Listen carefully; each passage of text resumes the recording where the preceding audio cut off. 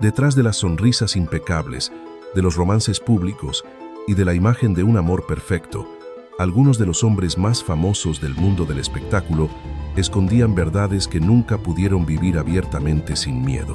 Lo que parecía devoción a veces era protección. Lo que parecía estabilidad a veces era miedo.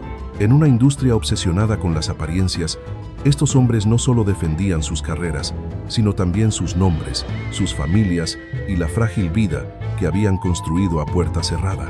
Esta noche vamos a recorrer 7 historias marcadas por la fama, el secreto y el doloroso precio de vivir detrás de una versión de uno mismo que el mundo sí estaba dispuesto a aceptar.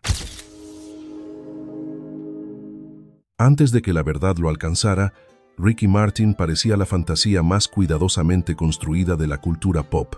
Tenía el rostro, el físico, el carisma imposible y esa sonrisa capaz de vender millones de discos en una sola época. Cuando Living la Vida Loca estalló en todo el mundo, dejó de ser solo una estrella latina. Se convirtió en una obsesión global. Sobre el escenario, todo parecía eléctrico, natural, casi intocable, pero fuera de él, su vida personal daba la impresión de estar construida con la misma precisión que un decorado, pulida desde todos los ángulos y diseñada para no venirse abajo ante la mirada pública. Ahí es donde Rebeca de Alba entró en escena. Juntos se veían impecables, elegantes, afectuosos y siempre fotografiados de la mano, se convirtieron en la clase de pareja que las revistas adoraban presentar como si fuera el destino. Entrevista tras entrevista, flotaba la misma promesa, que la boda llegaría pronto. Pero ese pronto se alargó durante años, y la espera terminó volviéndose casi tan famosa como el propio romance. Detrás de esa imagen, la historia que corría en voz baja era mucho menos romántica. Lo que muchos creían era que aquella relación no estaba sostenida por la pasión, sino por el silencio, la conveniencia y la protección mutua. Para la prensa parecía amor. Para la industria parecía estabilidad. Para Ricky todo indicaba que funcionaba como un escudo en una época en la que admitir que era gay podía haber destruido la imagen que lo hacía rentable a nivel internacional. También circulaban rumores de que Rebeca tampoco estaba buscando un matrimonio tradicional, y eso hacía que el acuerdo pareciera útil para ambos. Entonces la estructura se resquebrajó. El nombre de Eduardo Verástegui llegó a las páginas del espectáculo como una detonación, después de que la actriz Araceli Arámbula, que según se decía estaba con Eduardo en ese momento, acusara a Ricky de haberle quitado a su novio. Aquel momento cambió la manera en que mucha gente vio todo lo anterior. La boda prometida durante tanto tiempo nunca llegó.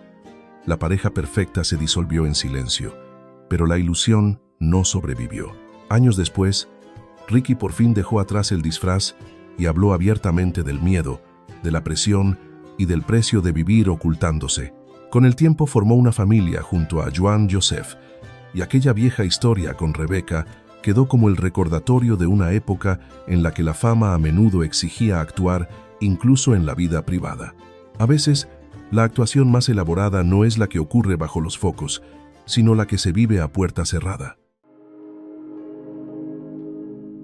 Miguel Bosé siempre pareció un misterio pulido a propósito. Desde el principio, había algo en su imagen que se veía controlado, distante, casi imposible de descifrar del todo. Como hijo de un torero legendario y de una actriz de cine, nació dentro de la fama, pero también dentro de la expectativa. Sobre el escenario se veía valiente, elegante y provocador. Fuera de él, su vida sentimental se volvió algo mucho más frágil, marcada por rumores, acuerdos silenciosos y decisiones que parecían impulsadas menos por el amor que por la necesidad de sobrevivir.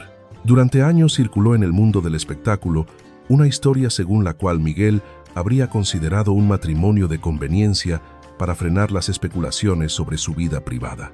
El nombre más relacionado con esa posibilidad era Daniela Romo.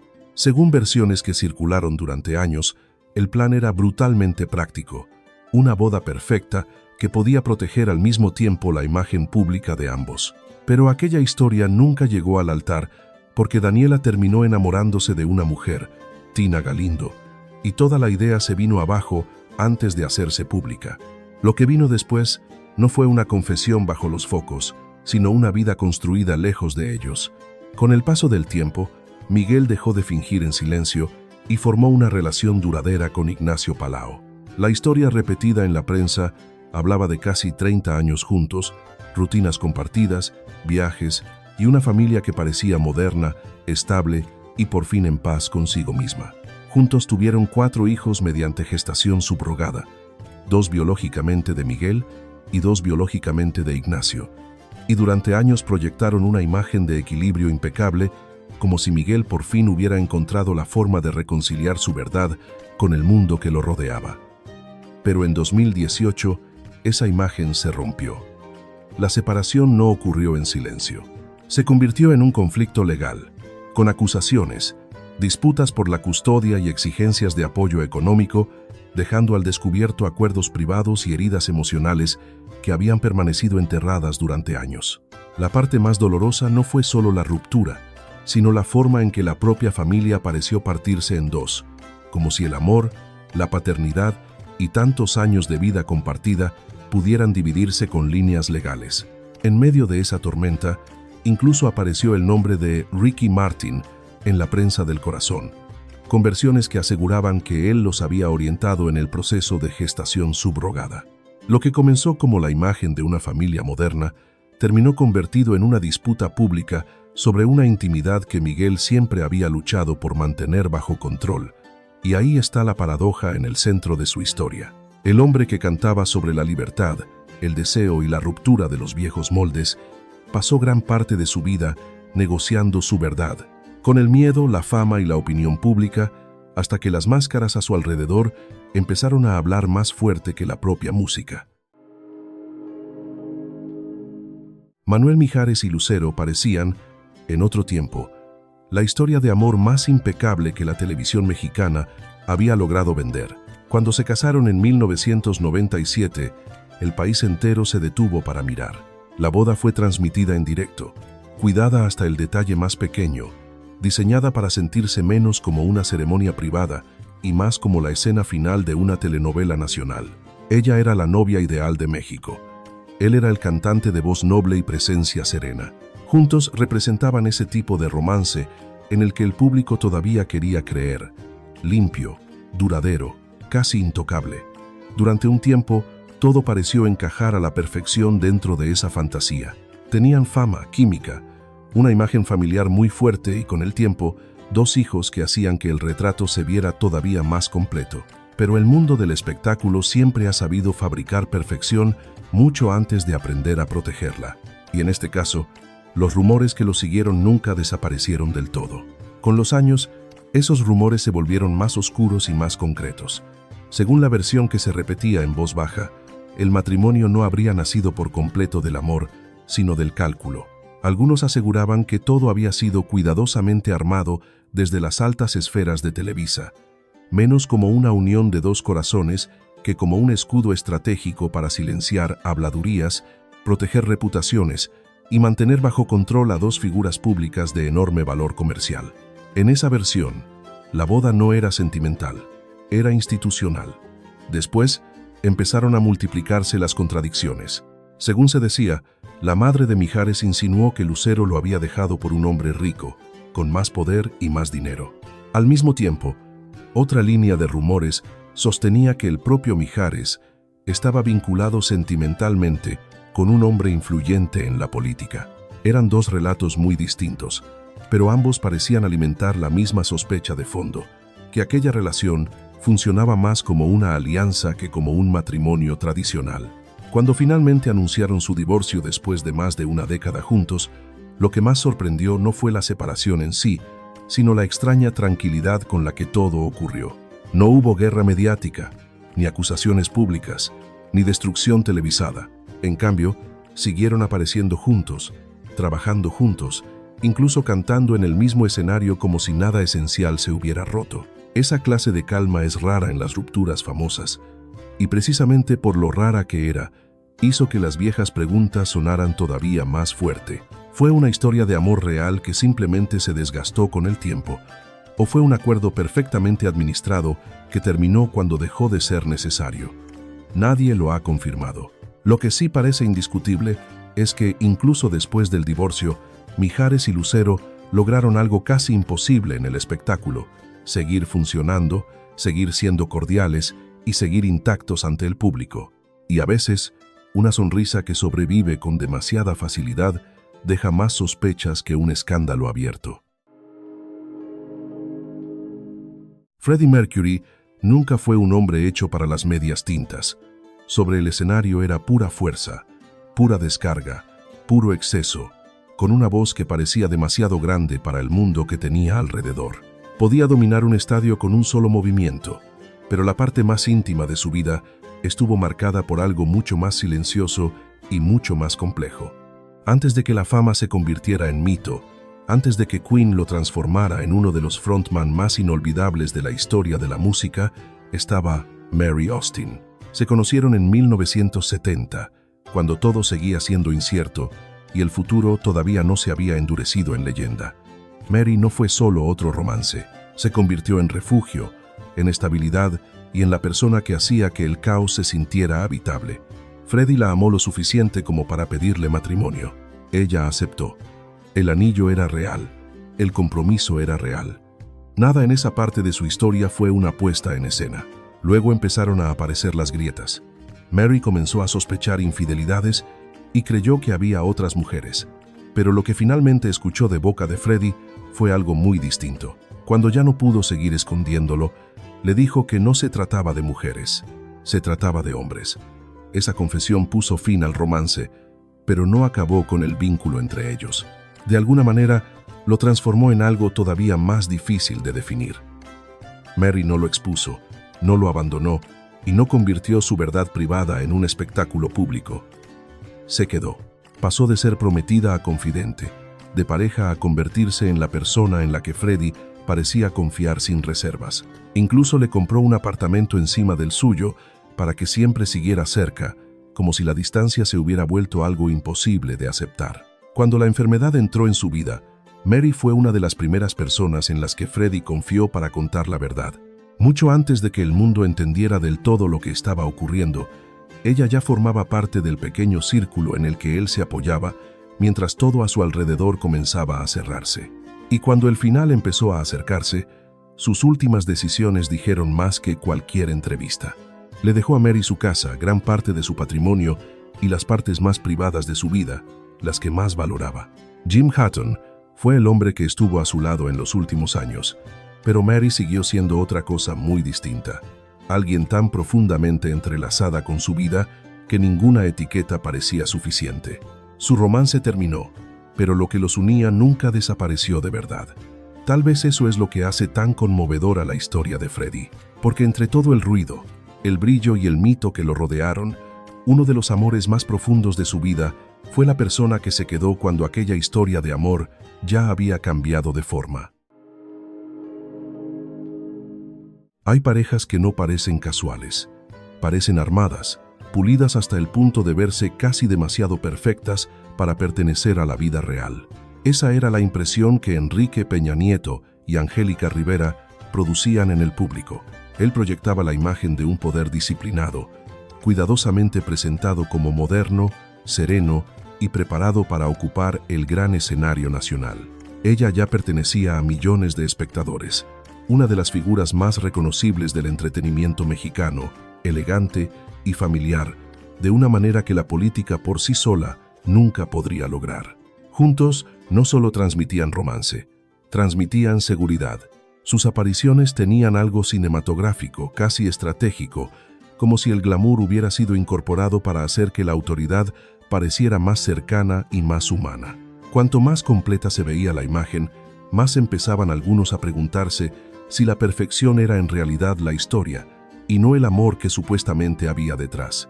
En la versión que circulaba en columnas de espectáculos y conversaciones privadas, aquel matrimonio nunca fue visto como algo del todo espontáneo. Más bien se describía como algo mucho más útil que romántico, una unión que ayudaba a reforzar la imagen pública de Peña Nieto justo en el momento en que más la necesitaba. En ese relato, Angélica no era vista solo como esposa.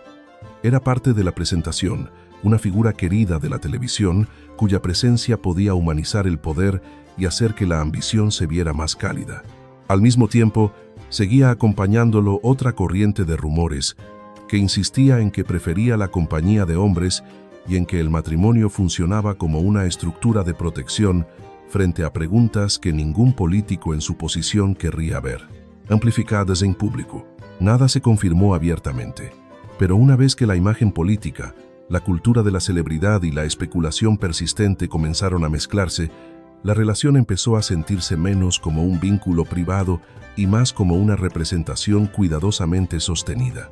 Para cuando el matrimonio se vino abajo, mucha gente ya no lo veía como el final de una historia de amor convencional. Parecía más bien el derrumbe de una imagen que había sido construida para cargar un peso simbólico desde el principio.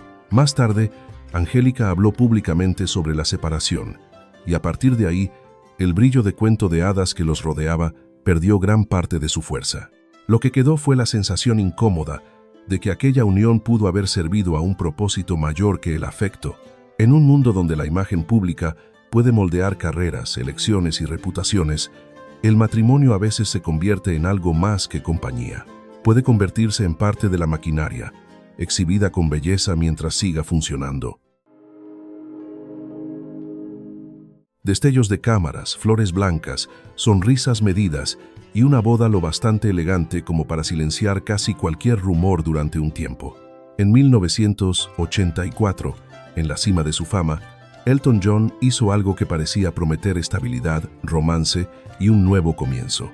Para el público, aquello parecía un matrimonio glamuroso entre una superestrella mundial y una mujer que entraba en una vida que casi nadie podía imaginar. Pero el guión oculto detrás de aquella ceremonia era mucho más oscuro de lo que sugerían las fotografías. Según la versión que se repitió durante años, no se trataba de una historia de amor tardía, era un intento desesperado de fabricar normalidad en una época que la exigía de forma cruel y ruidosa. La boda fue pública, impecable y aparentemente feliz, pero detrás de las sonrisas y de los flashes, aquel matrimonio terminó descrito como una prisión íntima construida sobre la negación, el miedo y la culpa. 4 años después, todo se derrumbó. Para Elton, el divorcio fue descrito como una liberación.